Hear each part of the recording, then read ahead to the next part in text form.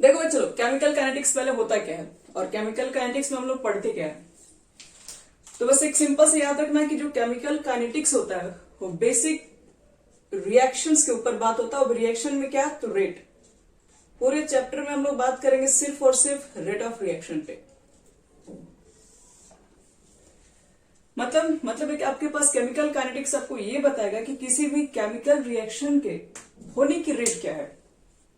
जैसे सपोज करो तुम्हारे पास एक वुड है, मान लो कि एक तुम्हारे पास एक लकड़ी का कोई ब्लॉक है सपोज, और आपके पास एक कंटेनर है जिसमें आपको दिया गया पेट्रोल। तो आपको कहा जाए कि मान लो कि अगर इसको हम लोग बर्न करें तो कौन पहले जल जाएगा, किसके जलने की रेट फास्ट है, पेट्रोल का या फिर वुड का। सबको मालूम है पेट्रोल में बहुत जल्दी आग पकड़ लेगा, जैसे ही आप माचिस लोगे पेट्रोल तुरंत जल जाएगा। वुड में क्या होगा, बहुत मेहनत करना पड़ेगा, वो धीरे धीरे करके जलेगा और काफी ये टाइम लेगा। तो इसके जलने की रेट काफी फास्ट है, इसके जलने की रेट बहुत कम है। क्या वुड को जो धीरे धीरे जो जल रहा है, क्या उसके जलने की रेट को हम किसी तरीके से बढ़ा सकते हैं? बिल्कुल बढ़ा सकते हैं। जैसे मान लो कि एक लकड़ी का एक मोटा सा मान लो ब्लॉक जलाना होगा तो उसको जलने में काफी टाइम लगेगा। ये लकड़ी को क्या करो, तुम पूरे पाउडर के फॉर्म में कन्वर्ट कर लो।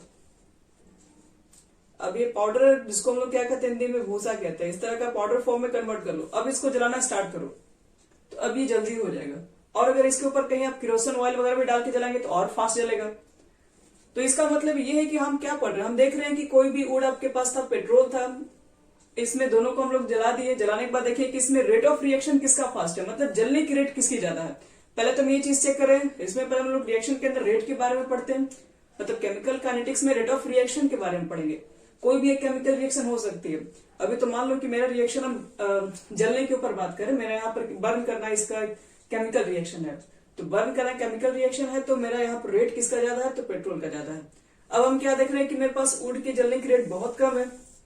अब इसके रेट को इंक्रीज कराने का, इसको जलाने का और भी, ताकि अच्छी तरीके से जल सके, थोड़ा फास्ट हो सके, क्या रेट ऑफ रिएक्शन को बढ़ाने का कोई तरीका है? रेट ऑफ रिएक्शन किस किस फैक्टर पर डिपेंड करता है, कैसे उसको बढ़ा सकते हैं, ये भी चीजें पढ़नी है हमको। जैसे मैं आपको क्या बताएं, मोटा सा ब्लॉक जलाओगे तो जल्दी नहीं जलेगा, लेकिन उसी को क्या करोगे, और पाउडर फॉर्म में कन्वर्ट करोगे, छोटे छोटे पार्टिकल्स के फॉर्म में कन्वर्ट करोगे तो जल्दी जल जाएगा।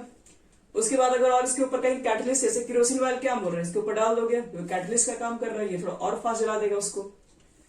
तो यानी कि पूरे चैप्टर में आपको क्या पढ़ना है, इसमें रेट ऑफ रिएक्शन के बारे में पढ़ना है। एक रिएक्शन होगा, उसका रेट कैसे फाइंड करेंगे। दूसरी बात, रेट ऑफ रिएक्शन किस किस फैक्टर पर डिपेंड करता है। आप किसी भी रिएक्शन के रेट को बढ़ाना चाहते हैं तो उसके लिए हमें क्या करना होगा, ये चीजें पढ़नी होती है। उसके बाद ये भी आपको देखना पड़ता है कि कैटलिस्ट के प्रेजेंस में कैसे रेट ऑफ रिएक्शन फास्ट हो जाता है। ये पूरी चीजों को पढ़ने के लिए बच्चे लोग केमिकल काइनेटिक्स पढ़ा जाता है। तो चलो सबसे पहले बताते हैं केमिकल काइनेटिक्स होता क्या है, इसके अंदर क्या क्या पढ़ते हैं, और उसके बाद स्टार्ट करते हैं सीधे रेट ऑफ रिएक्शन। लिखो इसके बारे में एक line, chemical kinetics. Chemical kinetics deals with rate of reaction.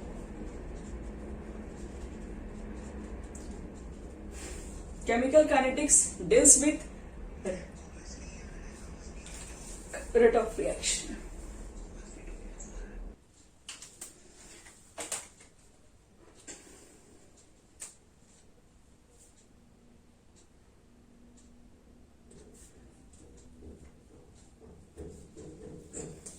देखो बच्चों, केमिकल काइनेटिक्स में हम लोग क्या पढ़ते हैं, तो chemical kinetics deals with rate of reaction. और सिर्फ रेट ऑफ रिएक्शन ही नहीं पढ़ते हैं, उसको कैसे फाइंड करते हैं ये भी पढ़ते हैं। एंड इट्स मेजरमेंट भी लिख दीजिएगा, and its measurement and factor affecting rate of reaction, and factor affecting rate of reaction. यानी chemical kinetics deals with rate of, हाँ बोलो, बोलिए, हो रहा है, यस। देखो बच्चे लोग, chemical kinetics deals with rate of reaction and its measurement and factor affecting rate of reaction. Chemical kinetics आपको क्या बताता है, किसी भी रिएक्शन की बनने की रेट क्या है, कैसे उसको मेजर करते हैं ये भी बताएगा, और रेट ऑफ रिएक्शन को किस किस फैक्टर पे डिपेंड करता है, मतलब क्या करने से आपका रेट ऑफ रिएक्शन घट सकता है और क्या करने से रेट ऑफ रिएक्शन बढ़ सकता है, ये भी इस चैप्टर में हम लोग पढ़ते हैं। तो मतलब एक तरीके से कहो पूरे केमिकल रिएक्शन के रेट के बारे में स्टडी किया जाता है इस चैप्टर के ऊपर। तो चलो सबसे पहले तो हम देखते हैं केमिकल रिएक्शन के रेट पे डिपेंड करता है, मतलब हम लोग पढ़ रहे हैं रेट ऑफ रिएक्शन किसी भी केमिकल रिएक्शन के लिए। तो एक केमिकल रिएक्शन कितने तरह का हो सकता है सबसे पहले वो देखते हैं, और फिर उसके रेट को कैसे फाइंड करेंगे वो भी सीखते हैं। तो चलो सब लोग हेडिंग करो टाइप्स ऑफ केमिकल रिएक्शन। अब यहीं से आपका स्टार्ट हो गया, टाइप्स ऑफ केमिकल रिएक्शन। हम लोग जो बच्चे लोग डेली लाइफ में जो रिएक्शन देख रहे हैं केमिकल रिएक्शन, वो कितने तरह का है, वो 3 तरह के आप रिएक्शन देखते हैं। एक रिएक्शन जो वेरी फास्ट रिएक्शन है, एक रिएक्शन जो वेरी फास्ट है, एक जो आपके पास वो वेरी स्लो रिएक्शन है, और एक रिएक्शन है बच्चे लोग जिसको लोग बोलते हैं मॉडरेट। यही तो 3 चीज है आपके पास। मतलब केमिकल काइनेटिक्स के अंदर हम लोग रेट के बारे में स्टडी करने जा रहे हैं, रिएक्शन के रेट के बारे में, लेकिन किसके रिएक्शन में, तो केमिकल रिएक्शन। और केमिकल रिएक्शन कितने तरह का हो सकता है वो रिएक्शन जो आप जिसके ऊपर रेट निकालने जा रहे हो उसका रिएक्शन बहुत ही फास्ट होता हो, एक रिएक्शन जो बहुत ही स्लो है, और एक रिएक्शन जो कि बहुत मॉडरेट में चल रहा है। मॉडरेट का मतलब है वो बहुत फास्ट में नहीं है और ना ही वो बहुत स्लो है, तो बीच का रिएक्शन है। तो पहले बात करते हैं वेरी फास्ट रिएक्शन। मेरा बोलने का क्या मतलब है, फास्ट रिएक्शन लिखते हैं। तो वेरी फास्ट रिएक्शन बोलने का ये मतलब है वैसे कोई भी रिएक्शन जिसको होने में फ्रैक्शन ऑफ सेकंड लगे, मतलब 1 सेकंड का भी हाफ या उससे भी कम लग जाए, यानी ऐसा बोल सकते हो those reaction which are completed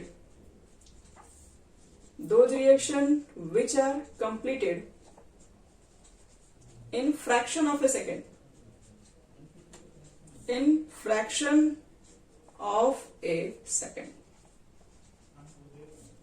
यानी वैसे कोई भी रिएक्शन जिसको कंप्लीट होने में फ्रैक्शन से भी कम सेकंड लगता हो, मतलब 1 सेकंड का फ्रैक्शन क्या है, सेकंड तो पहले से ही छोटा है, तुरंत हो जाता है, मेरे बोलते ही एक बार हो गया 1 सेकंड, और उसमें भी बोल रहे हैं फ्रैक्शन ले लो, तो उससे भी छोटा हो उसको बोलते हैं फास्ट रिएक्शन। तो इतना फास्ट रिएक्शन अगर होगा तो ध्यान रहे उसका रेट आप नहीं निकाल सकते हैं। अब जिसके बारे में हमको स्टडी कर रहा है वो इतना फास्ट हो रहा है, तो उसके बारे में हम लोग क्या देखेंगे, हम लोग किसी भी रिएक्शन का रेट निकालेंगे तो हम टाइम के अकॉर्डिंग देखेंगे कितना चेंज हो रहा है, तब जाके रेट निकालते हैं। जैसे फिजिक्स वगैरह में आप लोग पढ़ते हैं रेट निकालने के लिए, किसी भी कार का रेट निकालो, किसी स्पीड से मूव कर रहा है, तो ये सब निकालने के लिए क्या देखते हैं लोग, इनिशियल देखते हैं, फाइनल वेलोसिटी देखते हैं, फिर टाइम टेकन देखते हैं, तब जाके किसी चीज का हम लोग रेट निकाल पाते हैं। तो यहां पर भी वही है, अगर वेरी फास्ट रिएक्शन है तो आपका इनिशियल फाइनल समझ में नहीं आएगा कि कब शुरू हुआ कब खत्म हो गया। तो इसलिए वेरी फास्ट रिएक्शन का हम लोग क्या करते हैं, इसके रेट को नहीं निकाल पाते हैं क्योंकि बहुत फास्ट रिएक्शन है। और इसमें ज्यादातर जो आपके पास रिएक्शन होगा वो एसिड प्लस बेस का रिएक्शन ले लो,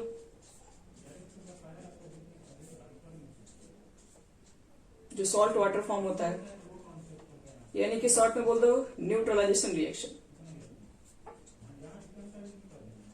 तो ये सब के बारे में हमें स्टडी नहीं करना वेरी फास्ट रिएक्शन के ऊपर, क्योंकि वेरी फास्ट रिएक्शन में ऑब्जर्व करना बहुत मुश्किल है। अब देखो वेरी स्लो रिएक्शन क्या होगा। अब वेरी स्लो का मतलब यह है कि जिसको कंप्लीट करने में आपको हो सकता है मंथ लग जाए, हो सकता है साल भी लग जाए, उसको बोलते हैं very slow reaction. Very slow reaction यानी इसको बोल सकते हैं हम लोग those reaction which take months और ईयर। वैसा रिएक्शन जो मंथ भी ले सकता है या फिर ईयर भी ले सकता है टू कंप्लीट होने में। एक ऐसा रिएक्शन जिसको होने में आपके पास मंथ या ईयर लग जाए कंप्लीट होने में, तो उस तरह का रिएक्शन वेरी स्लो रिएक्शन है। और इस तरह के रिएक्शन का भी रेट हम लोग क्यों निकालेंगे? अब जिसको ऑब्जर्व करने में हमको साल भर लग जा रहा है तो उसमें उसको हम लोग नहीं फाइंड करते। इसके अंदर मतलब केमिकल काइनेटिक्स के चैप्टर में नहीं पढ़ना। यानी कि अगर एग्जांपल लिया जाए कि ऐसा क्या रिएक्शन है जिसमें मंथ भी लग सकता है, ईयर भी लग सकता है, तो केमिकल में एक ऐसा रिएक्शन है जिसमें लगभग कॉमन एग्जांपल है, सबको मालूम है, rusting of iron.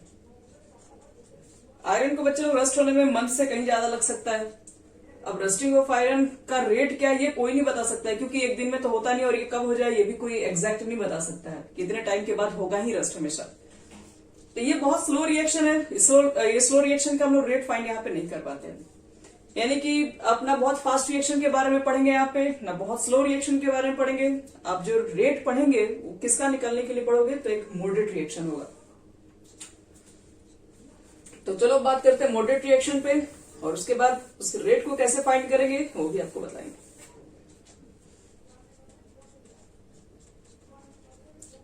Moderate reaction, इतना तो समझ में आ गया होगा मॉडरेट रिएक्शन अब है क्या। यहाँ तो लिखेंगे those reaction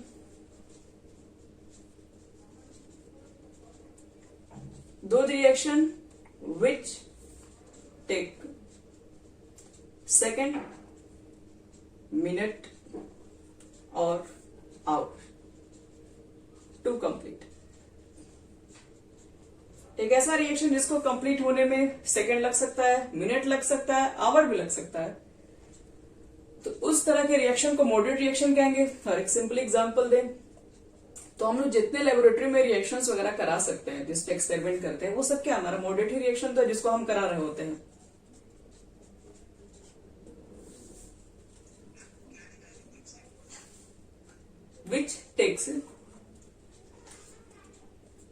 which takes second, minute or hours to complete। तो ध्यान रहे बच्चों लोग, इस चैप्टर में हम लोग को मैक्सिमम केस में मॉडरेट रिएक्शन को ही स्टडी करना है। तो क्या स्टडी करना है इसके ऊपर? रेट कैसे फाइंड करेंगे? किसी भी केमिकल रिएक्शन हो रहा है उसके होने के रेट क्या वो बताइए। तो वो रेट ऑफ रिएक्शन के बारे में हम डिफाइन करने जा रहे हैं, लेकिन रेट ऑफ रिएक्शन को डिफाइन करने से भी पहले बताएंगे कि रेट को कैसे स्टडी किया जाता है। जैसे एक आपको नॉर्मल एग्जांपल दे रहे हैं, बहुत सिंपल सा एग्जांपल। हम लोग रेट ऑफ रिएक्शन को सीखने जा रहे हैं, तो पहले डेफिनेशन ही थोड़ा सा कुछ बता के फिर स्टार्ट करते हैं। देखो यही से आपका मेन टॉपिक है। आपसे कोई ये नहीं पूछेगा टाइप्स ऑफ रिएक्शंस क्या होगा, लेकिन रेट ऑफ रिएक्शंस एग्जाम में पूछे जाते भी है, और कैसे फाइंड किया जाता है वो भी पूछे जाते हैं। तो मान लो कि तुम्हारे पास एक रिएक्टेंट है। अब अगर आप रिएक्शन कराएंगे तो रिएक्टेंट होगा ही, और कुछ तो प्रोडक्ट भी आपका होगा। रिएक्टेंट है बच्चे लोग, प्रोडक्ट है। मान के सकते हो कि ए आपका रिएक्टेंट है और बी यहाँ पर प्रोडक्ट है, जो भी है, जिससे आपको अकॉर्डिंग जैसे मानना मान सकते हैं। इनिशियल का मतलब है जैसे मान लो कि अभी रिएक्शन स्टार्ट नहीं हुआ। जैसे मानते हैं ऐसे केसेस में जब इनिशियल रिएक्शन होते हैं तो मान के चलते हैं कि वहां पे टाइमिंग अभी 0 है, अभी वहां पे टाइमिंग नहीं हुआ है। मतलब कि आपके पास सिर्फ रिएक्टेंट ही है, ए होंगे, रिएक्टेंट के कॉन्सेंट्रेशन को हम ए मान लेते हैं। प्रोडक्ट अभी कुछ नहीं बना है, क्यों? क्योंकि अभी तो रिएक्शन स्टार्ट ही नहीं हुआ है, इनिशियल अभी कंडीशन है, टाइम भी अभी 0 मान के चल रहे हैं, अभी रिएक्शन स्टार्ट नहीं हुआ हमारा। तो रिएक्शन जब स्टार्ट नहीं हुआ तो सिर्फ ए के ही कॉन्सेंट्रेशन होंगे, बी तो अभी बना भी नहीं होगा। ऐसा ही होता है। जैसे मान लो कि कोई रिएक्शन करा रहे, जैसे मान लो कि आपको कुछ बनाना ही है, चावल बनाना है, जैसे मान लो सब्जी बनाना है, तो क्या करेंगे? पहले तो काटेंगे, सब काट उठ के रखेंगे। मान लो सब काट के आपने क्या चढ़ा दिया? कुकर में चढ़ा दिया है, और अभी कुछ हीट वगैरह कुछ नहीं दिए हो, कुछ भी नहीं डाले हो, तो इसका मतलब है कि अभी कुछ हुआ थोड़ा होगा। अभी तो आपके पास सिर्फ और सिर्फ रिएक्टेंट है, प्रोडक्ट में तो अभी कुछ भी नहीं बना होगा। प्रोडक्ट के लिए क्या करना पड़ेगा? आपको इंतजार करना पड़ेगा। वो क्या करना पड़ेगा? उसमें आपको जो भी लगाना है लगाइए। अच्छा, कह रहे हैं जैसे मान लो कि आपके पास एक केमिकल रिएक्शन है, ठीक है, जिसमें ए का कॉन्सेंट्रेशन है, ए का कॉन्सेंट्रेशन है। जैसे मान लो रिएक्शन करा रहे हो तो रिएक्टेंट लिए होगे, कुछ रिएक्टेंट क्या लिए? तो ए अमाउंट में लिए। जितना ए कॉन्सेंट्रेशन कुछ भी हो सकता है, हम ये मोल पर लीटर कहते हैं कॉन्सेंट्रेशन को। तो अभी सिर्फ ए का अमाउंट है। एक नॉर्मल तरीके से देखा जाए, जैसे मान लो कि आपको चावल ही बनाना है तो आप क्या लेके चलेंगे? चावल उन लेके, जैसे मान लो सब कुछ करके आप डाल दिए कुकर में। अभी याद रखना कि आप गैस वगैरह नहीं ऑन किया, अभी बस अभी रिएक्शन स्टार्ट नहीं हुआ, अभी सिर्फ आप लेके रिएक्टेंट को बैठे हैं बस। चावल बना लेना, आपका प्रोडक्ट हो जाएगा पूरा। तो पहले अगर टाइमिंग 0 है, इसका मतलब है कि हमने हीट दिया ही नहीं है, हमने रिएक्शन को स्टार्ट ही नहीं किया। अभी तो हमारे पास सिर्फ A का कॉन्सेंट्रेशन होगा। हम पूछेंगे चावल कितना बना, तो अभी तो कुछ नहीं है, वो तो प्रोडक्ट में अभी कुछ भी कन्वर्ट नहीं हुआ, तो वो अभी क्या होगा, पूरी तरीके से 0 होगा। लेकिन आपने स्टार्ट कर दिया, अब टाइम आपका क्या हो गया, 0 सेकंड से निकल के कुछ मान लो t सेकंड हुआ, कुछ मान लो टाइम बढ़ गया। और तो टाइम अब बढ़ेगा तो आपको क्या लगता है कि अब यहाँ पर A के अमाउंट ही सिर्फ रहेगा? नहीं, A अब धीरे धीरे B में भी कन्वर्ट होना स्टार्ट हो जाएगा। मान लेते हैं कि आफ्टर टाइम t A में से कुछ अमाउंट निकल के, कितना अमाउंट निकल के, तो A में से मान लो कि X अमाउंट निकल कर B प्रोडक्ट में कन्वर्ट हो गया।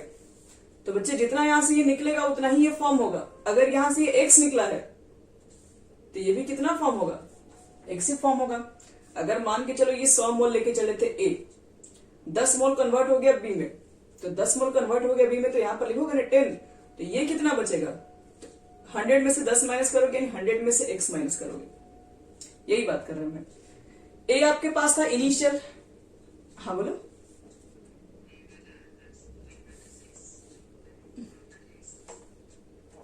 ये बता रहे हैं जैसे कि सिंपल से ऐसे समझो, जैसे मान लो कि 100 मोल अभी है मेरे पास, तो अभी ये तो B बना ही नहीं है, अभी रिएक्शन स्टार्ट ही नहीं है, बिल्कुल भी है। लेकिन जब रिएक्शन स्टार्ट करोगे तो जाहिर सी बात है ना, कुछ चावल आपके पास पकने लगेंगे जो कि B में कन्वर्ट होने लगेंगे। अब मान के चलते हैं कि 10 सेकंड के बाद, 20 सेकंड के बाद 20 जो आपके पास जो भी आप राइस लिए होंगे वो कन्वर्ट हो गए होंगे, क्या पक गए होंगे, B में कन्वर्ट हो गए होंगे। तो इसका मतलब फिर एक अमाउंट कितना बचा होगा, कैसे निकालोगे? तो ये बने हैं 20, तो इसका मतलब है कि ये कितने बचे होंगे, तो ये 100 टोटल पहले थे, अब इसमें से 20 निकालोगे तो अब हाँ, तो ये होंगे 80 और ये होंगे 20 हो जाएंगे। फिर कुछ समय के बाद फिर देखोगे, फिर इसमें B में कुछ कन्वर्ट होगा, मान के चलो फिर इसमें से 30 पार्ट इसमें फिर कन्वर्ट हो गए, तो इसमें से 30 माइनस करोगे, उधर 30 ऐड करोगे, क्योंकि ये बन रहा है, ये धीरे धीरे कम होते चला जाएगा। एक समय ऐसा आएगा बच्चे लोग कि एक टाइम ऐसा भी आ जाएगा कि टोटल के टोटल A कन्वर्ट हो जाएंगे पूरे B के अंदर, A का एक भी अमाउंट ही नहीं बचेगा। तो यही आपको बताने की कोशिश कर रहे हैं कि पहले आपके पास सिर्फ A के कॉन्सेंट्रेशन थे, कुछ समय के बाद क्या होगा कि A में से मान लो X अमाउंट निकला और B में वो कन्वर्ट हो गया। इसी तरीके से टाइम टू टाइम फिर कुछ और निकलेगा, फिर वही बनेगा, फिर कुछ और निकलेगा, फिर वही बनेगा। और एक टाइम ऐसा आ जाएगा, वो टाइम हम मान लेते हैं, अभी तो फिलहाल नहीं पता, तो हम इनफाइनाइट टाइम मान ले रहे हैं। एक समय के बाद ऐसा होगा कि A का कॉन्सेंट्रेशन पूरी तरीके से 0, क्योंकि अब रिएक्टेंट कंप्लीट आपका खत्म हो गया, वो सब कन्वर्ट हो गया होगा, अब तो पूरी तरीके से आपका चावल बन गया, पूरी तरह से प्रोडक्ट में कन्वर्ट हो गया। जब ये पूरी तरीके से प्रोडक्ट में कन्वर्ट हो गया तो इस यहाँ पर कितना लिखा जाए, तो जितना आपका एक अमाउंट रहा होगा आप इतना ही लेके चले थे और इतना ही पूरा बन जाएगा यहाँ पे। अब तो इसी को थोड़ा ध्यान से ऑब्जर्व करके हम लिखेंगे रेट ऑफ रिएक्शन क्या होता है। देखो इनिशियल में क्या था, एक अमाउंट ज्यादा था, प्रोडक्ट का अमाउंट क्या था, 0 था। टाइम टू टाइम ये क्या होता है, रिएक्टेंट के अमाउंट देखो कम होता है।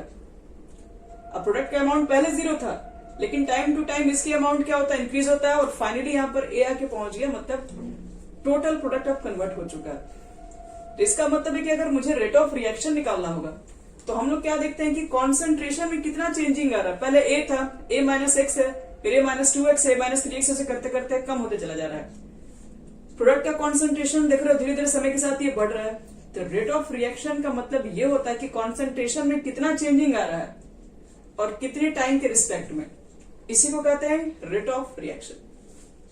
अब इस सारी चीजों को हम देखें, अगर हम रेट ऑफ रिएक्शन लिखें या फिर इसको डिफाइन करें तो रेट ऑफ रिएक्शन देखो क्या होता है, पहले ये हेडिंग दिखा रहे हैं। तो rate of reaction is equal to होता है change in concentration of reactant और प्रोडक्ट। आप या रिएक्टेंट को देख लो या प्रोडक्ट को देख लो, और with respect to time, time के रिस्पेक्ट में। शॉर्ट में लिख रहे हैं ROR, आप पूरा लिखेगा rate of reaction is equal to, इसको लिखते हैं हम लोग डेफिनेशन में चेंज इन कॉन्सेंट्रेशन। जो कॉन्सेंट्रेशन में जो चेंजिंग आ रही है, चेंज इन कॉन्सेंट्रेशन, कॉन्सेंट्रेशन में किसका किसका चेंज हो रहा है, तो रिएक्टेंट का भी चेंज हो रहा है, प्रोडक्ट का भी चेंज हो रहा है। तो change in concentration either reactant भी लिख सकते हो और प्रोडक्ट भी लिख सकते हो, ऑफ रिएक्टेंट और product. Change in concentration reactant भी लिख सकते हैं, प्रोडक्ट भी लिख सकते हैं, और with respect to time, with respect to time is called rate of reaction. यानी कि rate of reaction is defined as the change in concentration of reactant और product with respect to time is called rate of reaction. यानी time के respect में जो भी concentration में जो चेंजिंग आती है उसी को बोलते हैं क्या? अच्छा कोई बात नहीं, वो रिकॉर्डिंग हो गया है, उसमें आ जाएगा। देखो बच्चे लोग, यहीं पे हम लिखवा रहे हैं डेफिनेशन खैर हो चुका है, हम फॉर्मूला लिखवा रहे हैं। चेंज इन कॉन्सेंट्रेशन किसका? तो रिएक्टेंट का भी या फिर प्रोडक्ट का भी, और टाइम टेकन लिख देना। चलो ये लिख लो।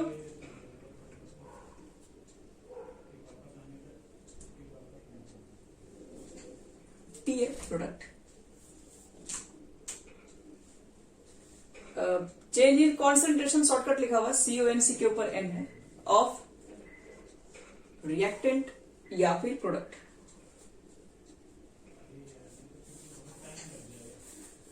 देखो बच्चे लोग, change in concentration of reactant and product, और यहीं पर आपको एक चीज और भी बताना चाहेंगे। जब आप रेट ऑफ रिएक्शन निकालने जा रहे हैं तो रिएक्टेंट के ऊपर ही बात होता है, प्रोडक्ट के ऊपर ही बात होता है। लेकिन जब भी रिएक्टेंट के ऊपर बात होता है तो आप देखते हैं कि कॉन्सेंट्रेशन टाइम टू टाइम क्या होता है? डिक्रीज होता है रिएक्टेंट के कॉन्सेंट्रेशन कम होते चले जाते हैं, अब प्रोडक्ट के कॉन्सेंट्रेशन इंक्रीज हो जाते हैं। यानी कि इसी डेफिनेशन को ऐसे भी लिख सकते हैं, decrease in concentration of reactant बटे में क्या लिखोगे? Time taken.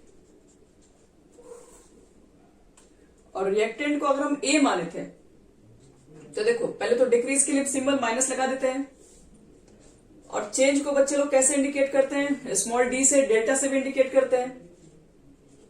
हम अगर रिएक्शन को ए से बी अगर मान रहे हैं, ए टू बी अगर हमारा रिएक्शन है, तो चेंज इन कॉन्सेंट्रेशन रिएक्टेंट का तो क्या लिखेंगे? रिएक्टेंट हमारा ए है, और विथ रिस्पेक्ट टू टाइम यानी कि dt, यानी minus D A by D T. इसको हम लोग डेल के फॉर्म में भी लिखते हैं, ऐसे भी आप लिख सकते हैं।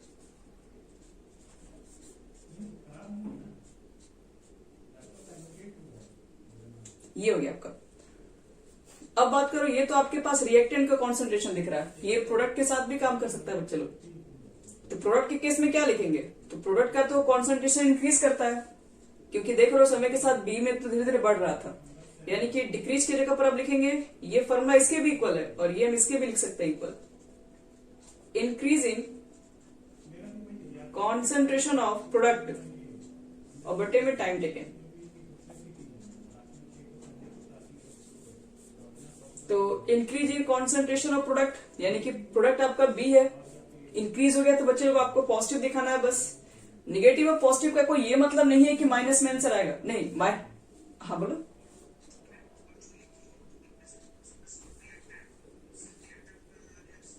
हाँ, ये सिर्फ रिएक्टेंट के पार्ट को लिखा गया, ए के पार्ट को लिखा सिर्फ।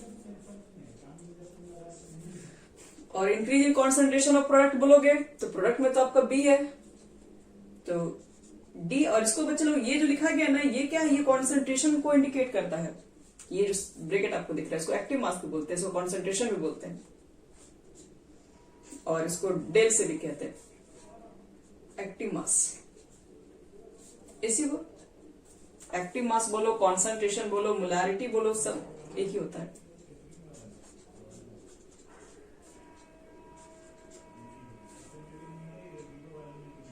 फिर से बोलिए।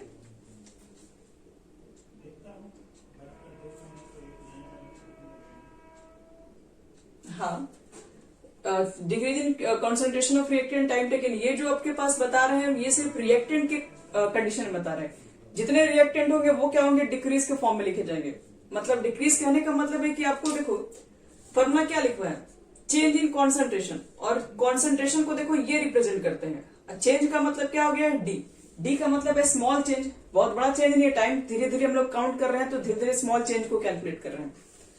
तो यही आपके पास डी चेंज को रिप्रेजेंट कर रहा है, ए कॉन्सेंट्रेशन को रिप्रेजेंट कर रहा है, वही change in concentration of reactant लिखा हुआ है। और उसके रिस्पेक्ट में जो टाइम में जो चेंजिंग आ रही है उसको dt दिख रहा है। और यहाँ पर आपके पास डेल्टा, आप स्मॉल चेंज को डेल्टा से भी इंडिकेट करते होंगे, पढ़े होंगे आप लोग ये, और बटे में डेल्टा टी। देख लो तो ये सबको क्लियर हो गया यहाँ तक।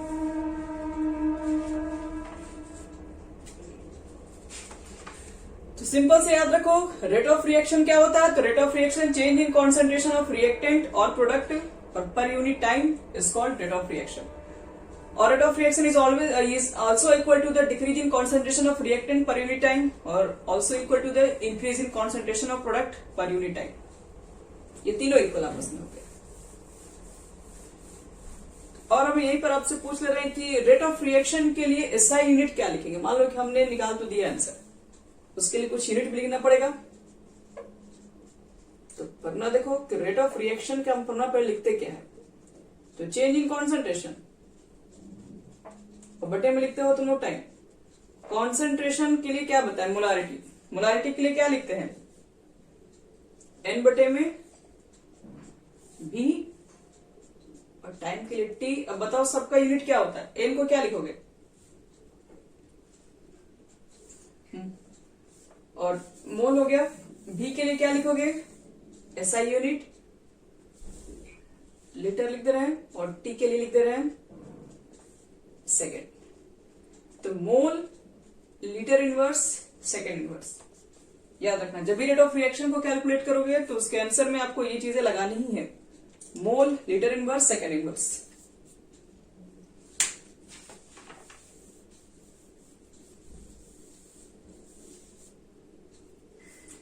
चलिए इसमें आपको एक चीज अभी और भी बताना हमको है.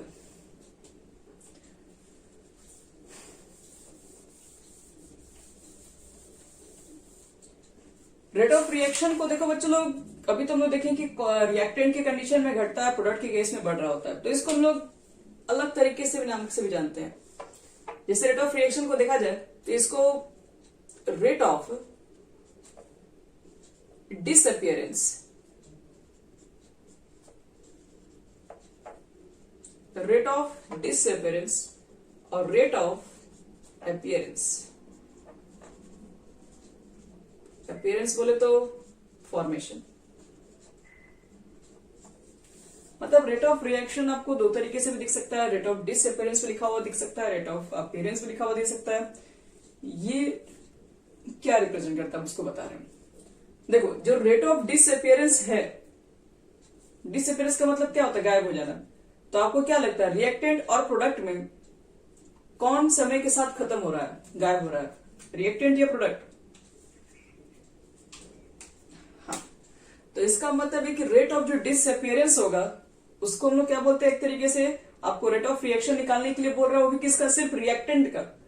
जब क्वेश्चन में बोल रहा है कि रेट ऑफ डिसअपियरेंस निकालो तो इसका मतलब है कि आपको सिर्फ रिएक्टेंट का कॉन्सेंट्रेशन पूछ रहा है. उसका आप रेट बताओ. रिएक्शन के कॉन्सेंट्रेशन, सॉरी रिएक्शन में आपको रिएक्टेंट के रेट के बारे में पूछा जा रहा है. हमको प्रोडक्ट को दिखाने की कोई जरूरत नहीं है जब डिसअपियरेंस लिख दिया तब.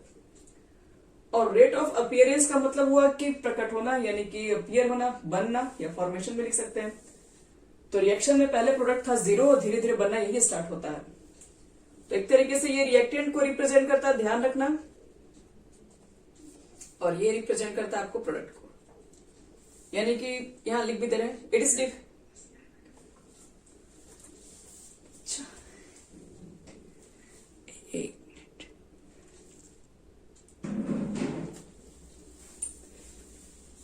यहां देखो बच्चों, रेट ऑफ डिसअपियरेंस किसके लिए डिफाइन होता है? तो it is defined for reactant.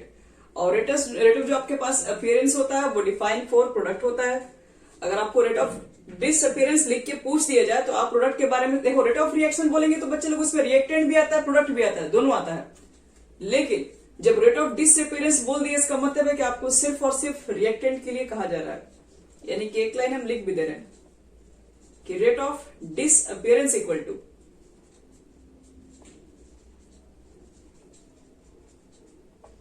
क्या लिखोगे? तो चेंज इन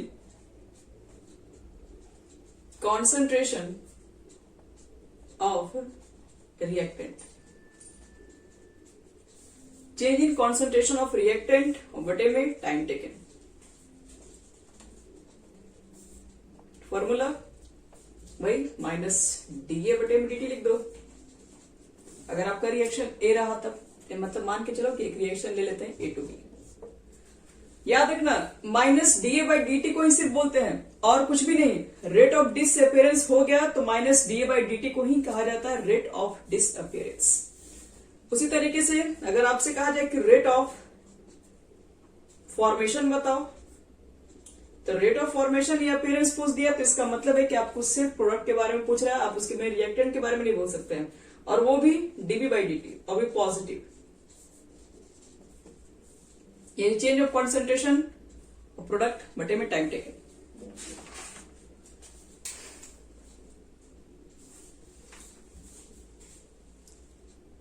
चलो अब इसके बाद बढ़ते हैं आगे, थोड़ा सा एक चीज और बाकी है, एक चीज और रेट ऑफ रिएक्शन के बारे में बताना है।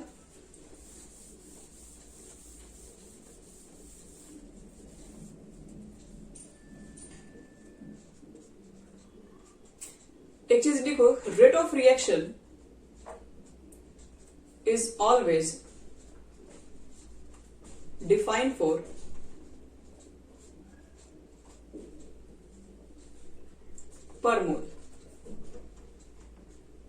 per mole of either reactant or product।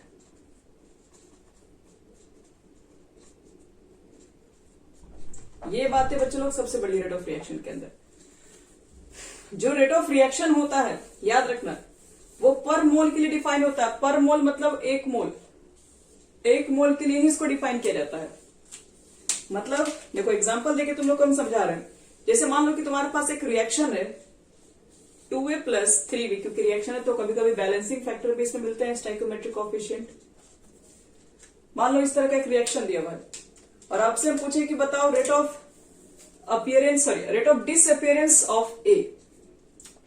तो यहां पर देखो तो रेट ऑफ डिसअपीयरेंस ऑफ ए, तो आप क्या बोलेंगे? आपको बोलना है -A का कॉन्सेंट्रेशन बटे में dt। जबकि रिएक्टेंट में बच्चों डिसअपीयरेंस में सिर्फ यही नहीं है, ये भी है, क्योंकि रिएक्टेंट में तो दोनों है। लेकिन क्वेश्चन में ऑलरेडी बोल के कहा है कि रेट ऑफ डिसअपीयरेंस ऑफ ए बताओ, तो जब ए के बारे में बताएंगे तो ए के कॉन्सेंट्रेशन को सिर्फ लिखेंगे। अब यहां पर एक चीज और समझो, ये जो आप डिसअपीयरेंस निकलवा रहे हैं ये तो 2 मोल के लिए है ना, तो इसको ऐसे भी लिखते हैं for 2 mole of A rate of disappearance। इसी लाइन में आगे लिख सकते हो, जगह नहीं इसलिए हम यहां से लिख रहे हैं रेट ऑफ डिसअपीयरेंस, शॉर्ट में ds लिख के छोड़ रहे हैं, of A is equal to, तो क्या बोलोगे -dA बटे में dt। और याद रहे ये रेट ऑफ डिसअपीयरेंस है, ये रेट ऑफ रिएक्शन नहीं हो सकता है। क्यों नहीं हो सकता है? क्योंकि रेट ऑफ रिएक्शन बच्चे लोग पर मोल के लिए होता है, मतलब 1 मोल के लिए होता है। ये 2 मोल के लिए आप निकाल रहे हैं, तो ये डिसअपीयरेंस को रिप्रेजेंट करता है। -dA/dt को कहते हैं डिसअपीयरेंस। लेकिन अगर हम बोलेंगे कि इस क्वेश्चन के लिए बताओ कि रेट ऑफ रिएक्शन क्या होगा, तो जो तुम्हारा रेट ऑफ रिएक्शन होगा वो 2 मोल के लिए नहीं, वो पर मोल के लिए, वो 1 मोल के लिए डिफाइन होगा। तो अगर आपसे पूछे हम कि इसी के लिए बताओ, सिर्फ A कॉन्सेंट्रेशन के लिए बताओ कि रेट ऑफ रिएक्शन क्या होगा, तो लिखो, तो रेट ऑफ रिएक्शन देखो ध्यान रखना 2 मोल के लिए इतना है, लेकिन रेट ऑफ रिएक्शन के लिए 1 मोल के लिए चाहिए। तो 2 मोल के लिए बताओ रेट ऑफ रिएक्शन आपके पास इतना, सॉरी रेट ऑफ डिसअपीयरेंस इतना है, तो 1 मोल के लिए जो रेट ऑफ डिसअपीयरेंस होगा उसी को रेट ऑफ रिएक्शन कहेंगे। तो 1 मोल के निकालोगे तो क्या होगा, बटे में आ जाएगा 1/2, यानी कि इसका रेट ऑफ रिएक्शन निकालोगे तो 1/2 लिखना पड़ेगा और dA बटे में dt लिखना पड़ेगा। ध्यान रहे कभी भी रेट ऑफ रिएक्शन निकालोगे वो होता है पर मोल के लिए। अगर ये 2 मोल लिखा हुआ तो 1 मोल का निकालोगे तो भाई 1/2 हो जाएगा। ये 3 मोल के लिए बच्चे लोग, 3 मोल बी लिखा हुआ है। अगर आपसे क्वेश्चन पूछा जाए कि rate of disappearance of B बताइए, तो आपको -dB/dt ही बताना और कुछ नहीं बताना है। लेकिन आपसे रेट ऑफ रिएक्शन पूछ दिया, तो रेट ऑफ रिएक्शन में तो 1 मोल के लिए होता है, तो 1 मोल निकालने के लिए आपको क्या करना पड़ेगा, आगे 1/3 निकालना पड़ेगा। अगर आपसे पूछा जाए कि रेट ऑफ रिएक्शन बताओ फॉर सी के लिए, सी के लिए क्या होना चाहिए, तो इसके लिए रेट ऑफ रिएक्शन निकालोगे, तो जब भी रेट ऑफ रिएक्शन निकालोगे तो पर मोल के लिए वो 1 मोल के लिए चाहिए, तो 4 मोल के लिए 1 मोल के लिए निकालोगे तो 1/4। यानी कि देखो इसको शॉर्ट में कैसे निकाल सकते हैं। अभी हम रेट ऑफ रिएक्शन निकाल रहे हैं, तो रेट ऑफ रिएक्शन जब हम निकाल रहे हैं ए के लिए, वो कितना है 1 मोल के लिए निकाल रहे हो इसका, तो -1/2 लिखोगे, dA/dt लिखोगे। फिर रेट ऑफ रिएक्शन निकाल रहे हो किसके लिए, बी के लिए, बैलेंसिंग कितना क्या है 3 से, तो 1 मोल के लिए चाहिए, 3 मोल के नहीं चाहिए, तो dV/dt लिखोगे। C के लिए निकालना है, माइनस लगाना पड़ेगा क्योंकि रिएक्टेंट है ना। रेट ऑफ रिएक्शन निकालोगे तो रेट ऑफ रिएक्शन किसके लिए निकाल रहे हो, प्रोडक्ट के लिए निकाल रहे हो, वो भी रेट ऑफ रिएक्शन जब भी निकालते हो तो 1 मोल के लिए चाहिए होगा, तो यहाँ पर पहले 1/4 लगाना पड़ेगा dC/dt।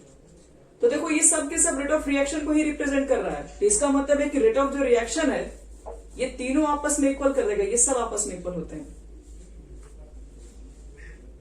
बोलो।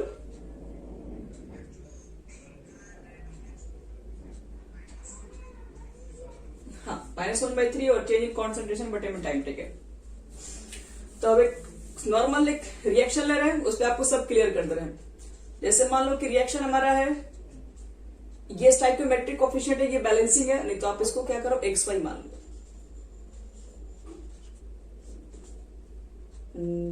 C लिख दे रहे हैं, यहां पर Z लिख दे रहे हैं, बस अभी XYZ ही रखते हैं। चलो इसके लिए अगर मुझे रेट ऑफ रिएक्शन निकालना है, ध्यान है रेट ऑफ डिसअपीयरेंस और रेट ऑफ रिएक्शन में थोड़ा सा अंतर है। अगर हम पूछेंगे कि rate of disappearance of A बताओ,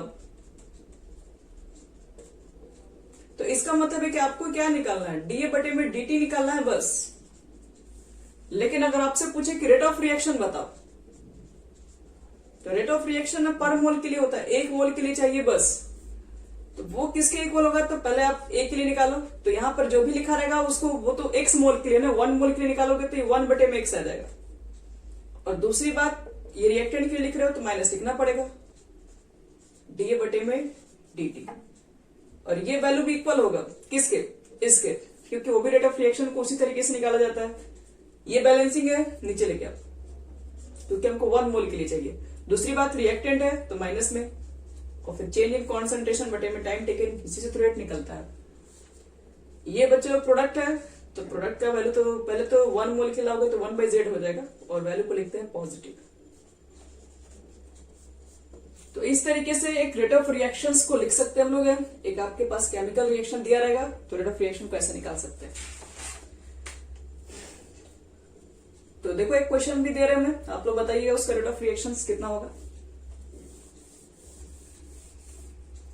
जैसे मान लो कि 4NH3 है और 5O2 है, रिएक्शन के बाद 4NO है, 6H2O है। देखो और क्वेश्चन में क्या क्या वो भी हम देख रहे हैं।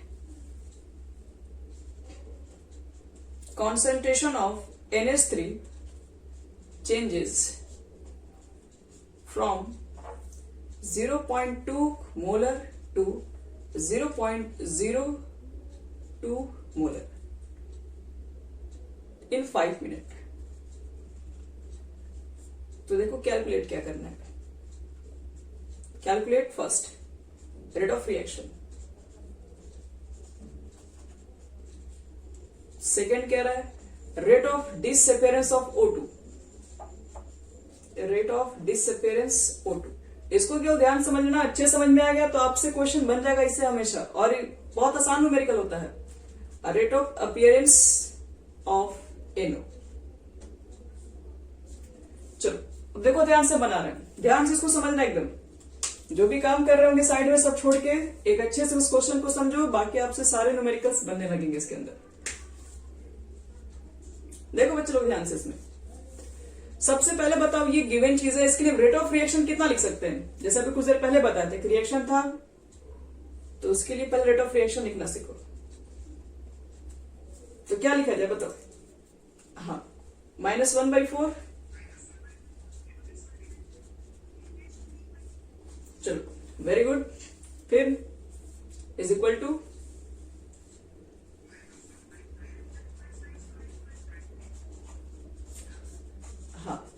ये भी सही है। फिर आगे बोलिए इसके बाद क्या लिखा जाए।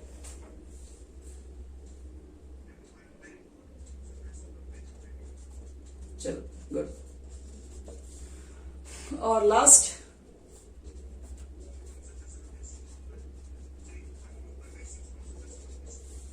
dt। ठीक है बच्चों लोग, ये तुम्हारा निकल गया रेट ऑफ रिएक्शन, और इसके बारे में क्वेश्चन में पूछ भी नहीं रहा था, मतलब ये पूछ नहीं रहा था, लेकिन हमें ये सबसे पहले आना चाहिए निकालने। अब उसके बाद जो कह रहा है क्वेश्चन पढ़ लीजिए, उसके बाद सब कुछ निकाल सकते हैं आप। कह रहा है कि कॉन्सेंट्रेशन ऑफ NH3 चेंज हो रहा है, मतलब वही रिएक्शन NH3 का कॉन्सेंट्रेशन 0.2 था और 0.2 से 0.002 हो गया 5 मिनट के अंदर। तो बताओ रेट ऑफ रिएक्शंस कितना होगा इसका। तो पहले हम लोग क्या करते हैं, चेंज इन कॉन्सेंट्रेशन निकाल ही लेते हैं कि NH3 का कॉन्सेंट्रेशन में कितना चेंजिंग है। और इसको ध्यान रखिएगा ये आपस में इक्वल है, इसलिए अभी इसको मिटा रहे हैं। यहां तक पहले नोट कर लो सब लोग, क्योंकि इसी को देख के हम लोग एक दूसरे से निकाल पाएंगे। यहां तक हो गया।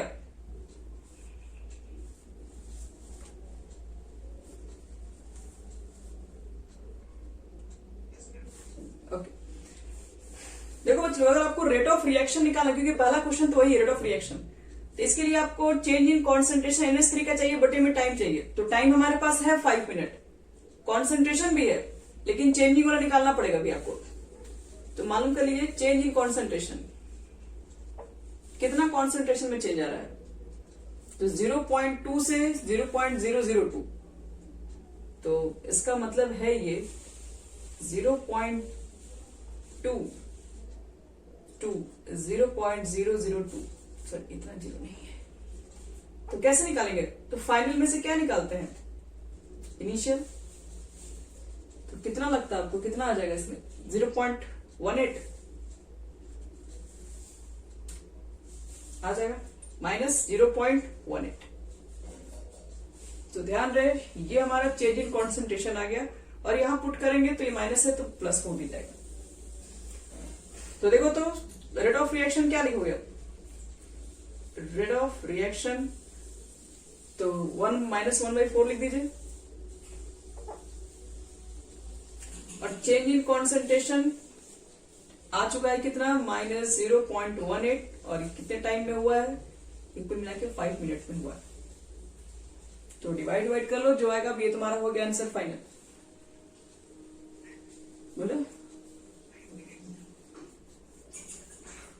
सेकंड में, तो कोई जरूरी हम आंसर ये भी लिख सकते हैं कि mole litre inverse minute inverse, कोई रिक्वायरमेंट्स नहीं, अगर कर भी सकते हो वैसे भी। कितना हो जाएगा, चेंज कर दे क्या, तो देखो 5 मिनट में कितना सेकंड हो जाएगा, 60 से मल्टीप्लाई कर दो। हाँ, तो 60 से मल्टीप्लाई करो, ये 300 हो गया आपका, -1/4 हो गया। अब जो भी सॉल्व कर लो, जो भी यहाँ पर आएगा बच्चे लोग, ये आपका आंसर बता देगा। कितना आ रहा है, मुझे तो लग रहा है कुछ ज्यादा ही आ रहा है। ये 18 हो गया, सॉरी 18 कह रहा है, नीचे 00 आ गया, ये कट जाएगा आपके पास, 6 से कट जाएगा, 6 से 3 बार में, 6 से ये 10 बार में जाएगा, यानी ऊपर 3 हो गया और नीचे 20, और 2 0 और है इसमें, 3 0, 1 2 3 4, यानी कुछ ऐसे आएगा 1.5 करके 3/2, और 10 टू द पावर चला जाएगा -4। देखो तो उतना ही आ रहा है।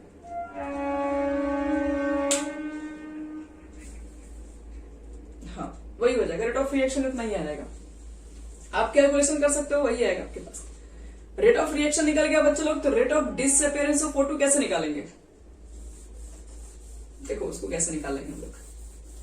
तुमको डिसअपियरेंस निकालना, फिर से बता रहे हैं। तो डिसअपियरेंस निकालने के लिए क्या करना होता हमको है, तो हमको सिर्फ चाहिए एक तो डिसअपियरेंस है, यानी माइनस लिखना है, DO2 बटे में DT। हमको सिर्फ इसका मान चाहिए, ना कि आगे 1/5 भी लगा हुआ चाहिए, नहीं, हमको सिर्फ इसका वैल्यू चाहिए। अब इसका वैल्यू चाहिए, क्या निकल चुका हमारे पास, रेट ऑफ रिएक्शन वैल्यू निकल चुका है। इसका वैल्यू हम कुछ देर पहले निकाल दिए, 1.5 10 टू द पावर -4 है। इसका वैल्यू निकल चुका है, इसके वैल्यू को निकालना है, तो कैसे निकालेंगे। तो अभी कुछ देर पहले बच्चे लोग आपको बताए थे कि रेट ऑफ रिएक्शन में चारों वैल्यू को इक्वल करवाए थे हम, जिसमें से एक वैल्यू कितना था, -1 बटे में 5, DO2 बटे में DT था कि नहीं, रेट ऑफ रिएक्शन के इक्वल।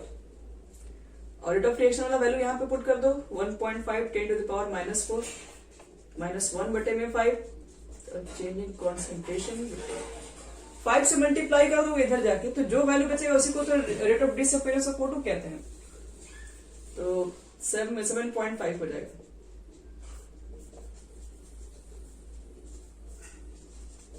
तो लिख सकते हो कि rate of disappearance of O2 is equal to 7.5 into 10 to the power -4। और उसी तरीके से अगर आपको निकालना rate of appearance of NO, तो NO यहां पर है और रेट ऑफ रिएक्शन किसके इक्वल था, 1/4 DNO बटे में DT के इक्वल था। और तुमको ये निकालना है सिर्फ ये, क्योंकि अपीयरेंस करके पूछा है तो हमें 1/4 से कोई मतलब नहीं, 1/4 को हटाना पड़ेगा से। तो इसके वैल्यू को फिर से यहां रखो, 4 से मल्टीप्लाई कर दो तो रेट ऑफ अपीयरेंस निकल जाएगा।